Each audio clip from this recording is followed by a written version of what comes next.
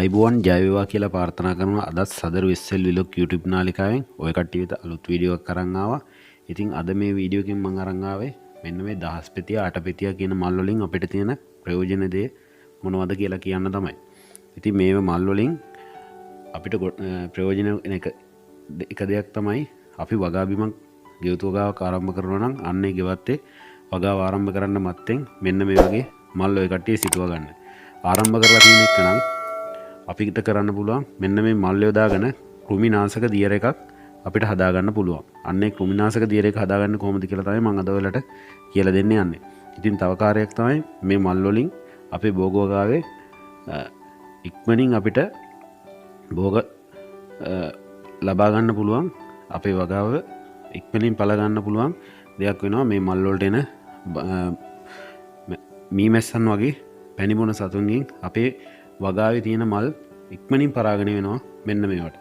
ඉතින් මම ඔයාලට දැන් පෙන්නන්න යන්නේ මෙන්න මෙතන තියෙනවා මිරිස් හැදුන මිරිස් ගස් වර්ගයක්. මේ වගේ එක කොළයක්වත් සතුන් විදලා නැහැ. සතුන්ගෙන් මේ වකට කිසිම හානියක් නැහැ. හොඳට මිරිස් හැදෙනවා. ඉතින් මේ මල් අතර තියෙන්නේ මේ මල් ගස් හින්දා කෘමි සතුන් මේකට ලං වෙන්නේම නැහැ. මොකද මේ මල ඒ කට්ටියට ගොඩක් සැරහින්ද තමයි මේ කට්ටිය ලං වෙන්නේ නැත්තේ. ඉතින් මේ වගේ කෘමිනාශක දියර එකක් හදන්නේ කොහොමද කියලා දැන් මම ඔයාලට කියලා දෙන්නම්. එහෙනම් අපි වීඩියෝ එකට යමු. හොඳයි ඉතින් මේක හදාගන්න යාළුවනේ අපිට ඕන වෙනවා මෙන්න මේ වගේ දහස් පෙතිය අට පෙතිය වගේ මල් ටිකක් තමයි මේකට හදාගන්න දෙන්නේ. මම දැන් හදන්නේ මගේ ගෙවතු ප්‍රමාණයට අවශ්‍ය වෙන පරිදි ලීටර එක පමණ ප්‍රමාණයකට තමයි මේ වගේ එකක් හදාගන්න මේ මල් 10ක් 15ක් යොදාගෙන තියෙන්නේ. ඔය කට්ටිය වගාවට අනුව මේ මල් ටික වැඩි කරලා වෙලා වතුර ප්‍රමාණයත් වැඩි කරලා ඔය කට්ටියට මේක හදාගන්න ගන්න පුළුවන්. ඉතින් ඉස්සරෝම අපි කරන්න ඕනේ මේ ටික හොඳට මෙන්න මේ මලෙන් ගලවලා වෙලා මේ රේණු වගේ තියෙන ටික හොඳට පෙති ටික ගලව ගන්න ඕනේ. පෙති ටික හොඳට ගලවලා අරගෙන ඉවරලා හොඳට ගලවනකොට ඔය කට්ටියට තේරෙනවා මේකේ කොච්චර සැරක් වෙනවද කියලා වෙලා මේ මලේ නිකන් තියෙනකොට සුවඳ තිබ්බට අපි ගලවනකොට හොඳට දැනෙනවා මේකේ සැර. අන්නේ සැර තමයි මේ අපේ භෝග වගාවට හානි කරන කුමි සතුන්ට මේ සැර වදිනකොට ඒ කට්ටියට මේ වගේ ඉන්න බෑ. එතකොට මේ කට්ටිය නිකම්ම මේකෙන් ඉවත් වෙලා යනවා. ඉතින් දැන් අපි මේක ගලව ගත්තට පස්සේ අපිට මේ ටික හොඳට කොටා ගන්න ඕනේ. ඒකට අවශ්‍ය වෙනවා පොඩි වංගඩියක් වගේ ගන්නත් පුළුවන්. මම මේකට දාන්න තියෙන පොඩි පොල් කට්ටක් මේකට දාන්න තියෙන්නේ. මල් ටික හොඳට මේක තලා ගන්න ඕනේ. තලකොට තමයි මේකේ අර සැර ගතිය යුස ටික හොඳට බේරෙනකන් තලා ගන්න ඕනේ. එහෙම තලා ගත්තාම මේක අපි දවස් දෙකක් විතර තියන්න ඕනේ. අපි වතුරේ දාලා වෙලා පල්ලෙන්න තියෙනකොට මේක සැරක් එනවා. හරිම සැරයි මේක. අන්න ඒකින්ද දැන් අපි මේක කොටා ගමු. මේකට දාලා මෙන්න මේ ආකාරයට කොටා ගන්න. හොඳට මේක කෙටුනහම අතින් මිරිකනකොට මේක වතුර වගේ ගලන තත්ත්වයට එනකන් කොටා ගන්න. දැන් මෙන්න ඉතින් අපි ඒක කොටාගත්තු එක මල් ටික හොඳට පොඩි එකක් දිනවා. මේක මිරිකපුවාම වතුර වගේ එන තත්ත්වයට තියෙනවා. ඒ විදිහට ඒ කට්ටියත් මේක කොටා ගන්න හොඳට. ඉතින් මීලකට කරන්න යන්නේ අපි දැන් මේ කොටාගත්තු මල් එක අපි ලොකු බෝතලයක් කරන් දිනවා. ඒ බෝතලයට අපි එකතු කරගන්න තමයි යන්නේ. එකතු කරලා වෙලා මේකට අපි ලීටරයකට වැඩි ප්‍රමාණයක් තියෙන බෝතලයක් ඔය කට්ටිය ගන්න.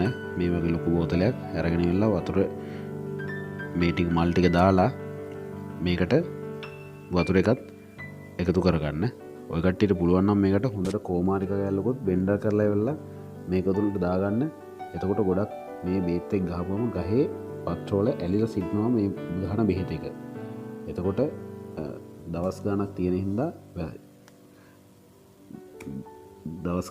හින්දා මේක යන්නේ ඉක්මනට පින්නට හේදිලා යන්නේ. ඒකින්ද තමයි කෝමාරිකා එකතු කරගන්න කියලා කියන්නේ. මම මේකට කෝමාරිකා එකතු කරලා නැහැ. ඔය කට්ටියට පුළුවන් නම් එකතු කරගන්න කිසි ප්‍රශ්නයක් නැහැ. ඉතින් මෙහෙම දාලා මෙන්න මේ විදිහට වතුර ලීටරේ මම මේකට එකතු කරගන්නවා. මේ විදිහට වතුර ලීටර එකතු කරගත්තට පස්සේ මේක හොඳට හොල්ලන්න. හොල්ලලා වෙලා මේ ටික හොඳට කලවම් වුණාම මේ අපි දාපු ජලයේ වර්ණය වෙනස් වෙලා තියෙනවා. මේකේ කහටත් එක්ක මේ වර්ණය වෙනස් වෙලා තියෙනවා. ඉතින් ඔය කට්ටිය මේක මේ විදිහට හදාගෙන ඉවරලා දවස් දෙකක් පමණ කාලයක් තියලා වෙලා හොඳට බලන්න. එතකොට පල්ලෙනවා මෙන්න මේක අපි වහගත්තට පස්සේ මේකෙන් දැන් ලීක් වෙන්නේ නැහැ වතුර ටිකක්වත්. ඊට පස්සේ රෙදි කැල්ලක් කරගෙන මේක හොඳට පෙරා ගන්න. දිගැල්ලකින් පෙරාගන්න පැණිකැල්ලකින් පෙරුවේ නැත්තම් අප පෙනෙදික වගේ පෙරුවොත් මේක යුටි උඩා කෑලි ගිහිල්ල වෙල්ලා අප ස්පේ කරන එක සිරවුණාම ස්පේ කරගන්න බෑ. එතකොට නොසැල්ල එකත් හොඳට හදාගන්න විහිදිලා යන්න ගස්වලට හොඳට වැටෙන්න හොඳට නොසැල්ල එක විහිදෙන්න හදාගන්න. ඉතින් ඔන්න විදිහට තමයි අපි මේ දියර කුමි දියර නාශකය හදාගන්න. ඉතින් ඔය කට්ටිය ගස්වලට ස්ප්‍රේ කරනකොට මේ ගස්වල අනිත් පැත්ත හරවලා හොඳට ස්ප්‍රේ කරන්න. එතකොට මේ ගස්වල මේක ඇලෙනවා. මොකද කොමාරික හදාගත්තාම මේක ඇලෙන හින්දා මේ වගේ පින්නටවත් මේ හිදලා යන ඉතින්ද කුමි සතුන් ගොඩක් ඉන්නේ කොලේ පිටපැත්තේ. අන්න ඒ හින්දා තමයි පිටපැත්තට ස්ප්‍රේ කරන්න කියන්නේ උඩටත් ස්ප්‍රේ ගහගන්න. ඉතින් ඔන්න විදියට තමයි අපේ දහස් පෙතියක් කුමනාශක දියර එක හදාගන්නේ. ඔය කට්ටියත් හදලා බලන්න, පාවිච්චි කරලා බලන්න. ඔය කට්ටිය වගාව සාර්ථක කරගන්න පුළුවන්.